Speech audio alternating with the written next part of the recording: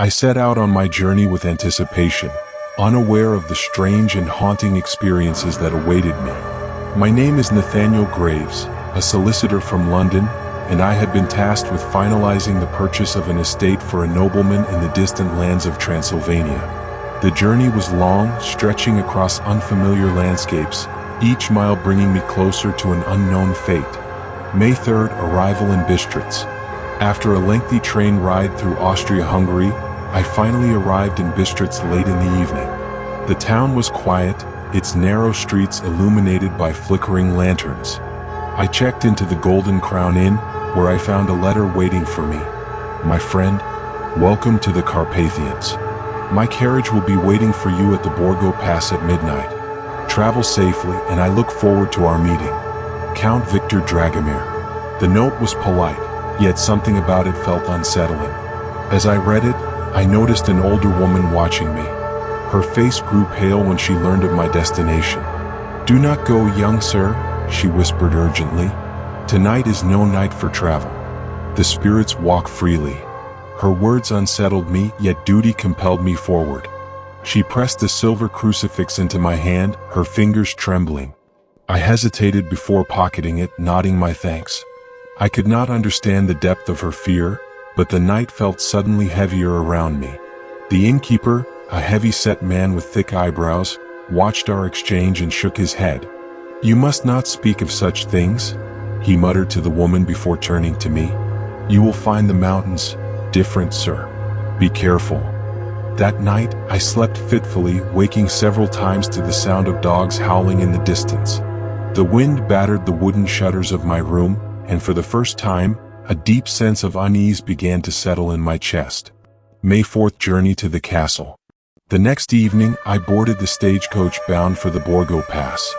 My fellow travelers were lively at first, sharing stories and laughter, but as night fell, the mood changed. The jovial conversation faded, replaced by hushed whispers. They cast nervous glances toward the darkened landscape outside. As we neared the pass, the driver hesitated. He would go no further. With a nod, he gestured toward the road ahead. From here, it is his domain. I stepped out, my breath visible in the sudden chill. The moment the coach departed, I felt utterly alone. Then, from the darkness, a black carriage emerged, drawn by 4 horses. The driver, a cloaked figure, did not speak but motioned for me to enter. The ride was swift, unnaturally so. Through the window, I saw strange blue flames flickering along the roadside.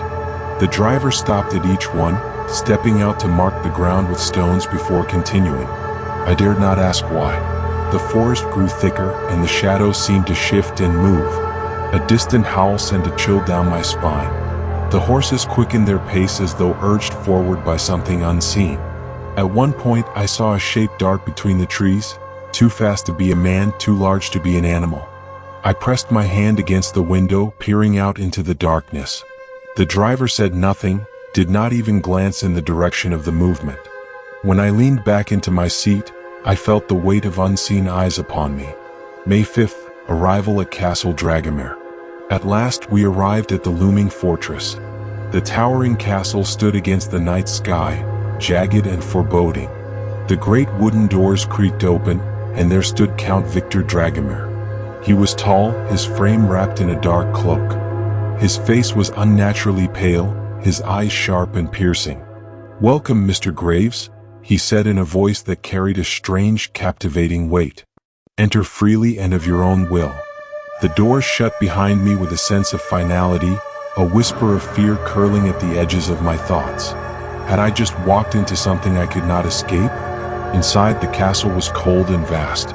Shadows stretched unnaturally against the stone walls, flickering in the dim light of a great chandelier. The air smelled of wax, parchment, and something metallic I could not place. "You must be weary from your travels, Mr. Graves," the Count said smoothly. "Allow me to show you to your quarters." His footsteps made no sound as he led me through a maze of corridors. The path twisted and turned, disorienting me. Finally, we stopped before a heavy wooden door. "This will be your room. Make yourself comfortable. I shall summon you for supper shortly." The Count gave a thin smile before vanishing into the shadows. Left alone, I examined my room. It was richly decorated, yet an eerie stillness lingered. The bookshelves were lined with ancient tomes, covered in dust as if untouched for years. The large bed, though luxurious, felt stiff beneath my hand. There were no mirrors, no paintings, only emptiness. I stepped to the window and looked out. The dark forest stretched endlessly below, the mountains beyond shrouded in mist. A strange sensation crept over me. I was alone in this place, utterly isolated. A knock at the door startled me. The Count had returned. "Come, Mr. Graves. Supper is served." The dining hall was vast, the wooden table stretching long but set for only one. A grand feast awaited, though I could not see a second plate. "You will not join me?" I asked. "I have already dined," he replied, his smile unreadable. As I took my first bite, I became aware of his eyes upon me. He watched my every movement, studying me with unsettling intensity. The meal, though well prepared, tasted of nothing. My unease deepened. A gust of wind rattled the high windows, and for the first time, I wondered if I had made a terrible mistake in coming here. Moments later, the Count spoke again. "You must be exhausted from your journey. Do not hesitate to rest, Mr. Graves. You will find the castle accommodating." Something in the way he said it sent a shudder through me. As I finished my meal, the air in the room seemed to grow heavier. My mind swirled with uncertainty. The Count's gaze never wavered, his presence both commanding and unsettling.